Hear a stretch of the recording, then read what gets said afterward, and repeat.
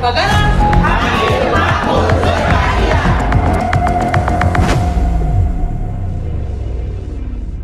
Assalamualaikum warahmatullahi wabarakatuh. Salam kemanusiaan, salam Bagana. Sahabat Bagana dimanapun Anda berada, kita kembali jumpa di Studio Bagana di Menara 165 bersama saya, Nita Gustin Rahman. Kali ini kami menyajikan opini peran Emergency Response Plan demi kesiapsiagaan di tempat kerja. Membahas mengenai Emergency Response Plan tidak dapat dipisahkan kaitannya dengan bencana. Bencana dapat didefinisikan sebagai situasi atau serangkaian kejadian yang mengancam dan mengganggu kehidupan serta kesejahteraan masyarakat, disebabkan oleh berbagai faktor termasuk alam, non-alam, dan intervensi manusia. Dampaknya bisa melibatkan hilangnya nyawa manusia, kerusakan pada lingkungan, kerugian harta benda, dan efek psikologis. Bencana umumnya tidak dapat diprediksi. Bencana dapat terjadi kapan saja dan di mana saja, tak terkecuali di lingkungan kerja. Salah satu bencana yang sering kali terjadi di lingkungan kerja adalah kebakaran.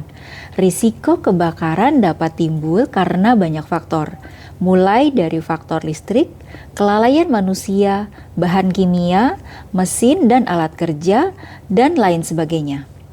Oleh karena itu, persiapan dalam menghadapi bencana darurat, terutama kebakaran, menjadi landasan yang tidak bisa diabaikan oleh semua pihak yang ada di tempat kerja. Kontribusi seluruh pihak ini bukan hanya akan terlihat pada terbentuknya sistem tanggap darurat perusahaan atau Emergency Response Plan, melainkan juga berdampak pada keselamatan pekerja dan masyarakat serta lingkungan sekitar tempat kerja, aset perusahaan, dan keberlangsungan usaha. Emergency Response Plan atau ERP adalah perencanaan sistematis untuk mengidentifikasi, mengurangi, dan mengelola risiko serta mengkoordinasikan upaya tanggap darurat. Dengan rencana sistem tanggap darurat yang terstruktur, perusahaan dapat menjaga keselamatan karyawan, mengurangi dampak negatif bencana pada lingkungan, serta meminimalkan kerugian harta benda dan memastikan kelangsungan bisnis. Emergency Response Plan sendiri diperlukan untuk memenuhi ISO 4501-2018 atau Sistem Manajemen K3, khususnya klausul 8.2 mengenai Emergency Preparedness and Response. Tujuannya diupayakannya klausul ini di tempat kerja adalah agar tercapainya output berupa pengendalian kedaruratan pada perusahaan.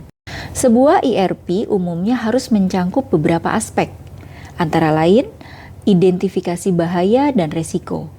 ERP harus mampu memuat hasil identifikasi mulai dari potensi bahaya di tiap unit kerja, jenis bahaya, hingga perkiraan tingkat paparan serta dampaknya terhadap lingkungan. Pemeriksaan terhadap sumber daya yang dimiliki perusahaan. Jika risiko sudah teridentifikasi, perlu dipastikan sumber daya yang dimiliki perusahaan telah memadai. Sumber daya ini termasuk fasilitas, peralatan, SDM berpengalaman, dan akses bantuan. Evaluasi rencana yang telah ada. Evaluasi adalah hal yang penting di dalam ERP. Susun ERP yang telah ada sebelumnya dan lakukan penyesuaian kembali jika ada perubahan terbaru dari hasil temuan. Penentuan tipe perencanaan yang akan dibuat selanjutnya perlu ditentukan apa saja tipe perencanaan yang akan dibuat.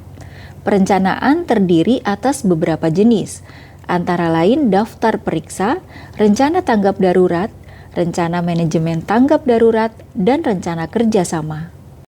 Penetapan tugas-tugas dan tanggung jawab. Dalam sistem tanggap darurat, pada dasarnya setiap personil yang ada memiliki peran. Maka dari itu, ERP juga harus memuat penetapan peran masing-masing personil secara jelas. Selain kelima poin di atas, ERP juga harus mencangkup konsep operasi yang matang. Misalnya, pada situasi kebakaran, konsep operasi tanggap darurat bisa mencangkup pembuatan perkiraan skenario sebaran api, panas, dan asap yang mungkin terjadi, menentukan rencana pengendalian, misalnya dengan menentukan penempatan fasilitas pemadam kebakaran yang efektif, menentukan apa saja yang dibutuhkan dalam hal sumber daya, misalkan kebutuhan akan pintu keluar, exit sign, exit road, titik kumpul, atau assembly point, hingga waktu yang dibutuhkan untuk melakukan proses evakuasi ketika terjadi kebakaran. Emergency Response Team sebagai kepanjangan tangan dari ERP. Pelaksana rencana yang disusun dalam Emergency Response Plan nantinya akan dilaksanakan oleh Emergency Response Team atau ERT. ERT adalah sekelompok orang yang bertugas mengatasi beragam situasi darurat dan keadaan tak terduga yang terkait dengan perusahaan. Implementasi ERP dapat dilakukan setelah dikomunikasikan ke semua pihak perusahaan dan dijalankan oleh ERT yang telah ditetapkan. Mengingat pentingnya peran ERT sebagai kepanjangan tangan dari ERP, maka ERT harus memiliki keterampilan khusus.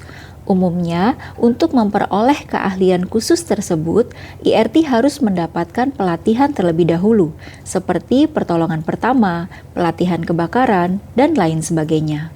Agar ERT dapat menjalankan fungsinya secara efektif, perlu ditetapkan struktur organisasi, antara lain yaitu ketua, yang mana tugas dari ketua adalah menentukan kebijakan, pengelolaan anggaran, memfasilitasi pelatihan karyawan, jadwal pertemuan tim, dan perencanaan pemulihan keadaan darurat dalam perusahaan. Wakil ketua bertugas untuk membuat laporan kinerja, memantau fasilitas tanggap darurat, berkolaborasi dengan pihak terkait, dan memberikan bantuan kepada ketua dalam situasi darurat atau ketika ketua tidak dapat hadir. Regu pemadam kebakaran. Tugasnya adalah melakukan pemadaman api secara aman dan efektif, serta memberikan laporan terkait kejadian perusahaan kepada koordinator atau pimpinan unit tanggap darurat. Regu evakuasi bertugas untuk memimpin prosedur evakuasi dengan keamanan, melaporkan kondisi sarana evakuasi, dan memberikan informasi tentang korban kepada pihak terkait seperti regu P3K. Koordinator, dan pimpinan unit tanggap darurat. Regu P3K tugasnya adalah memberikan pertolongan pertama, melaporkan kondisi sarana P3K yang rusak, dan jika diperlukan, memberi tahu pihak koordinator atau wakil unit tanggap darurat jika ada korban yang memerlukan perawatan medis di luar perusahaan.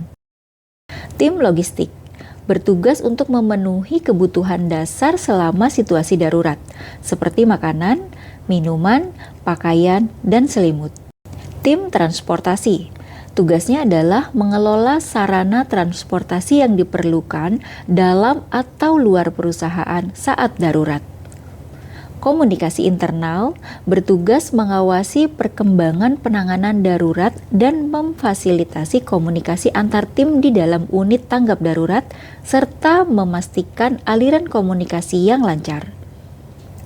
Komunikasi eksternal, yang mana bertugas mengawasi informasi internal dan mengelola kontak dengan pihak luar, serta memenuhi kebutuhan komunikasi dalam situasi darurat. Tim keamanan bertugas menjaga keamanan, baik di dalam maupun di luar perusahaan selama peristiwa darurat.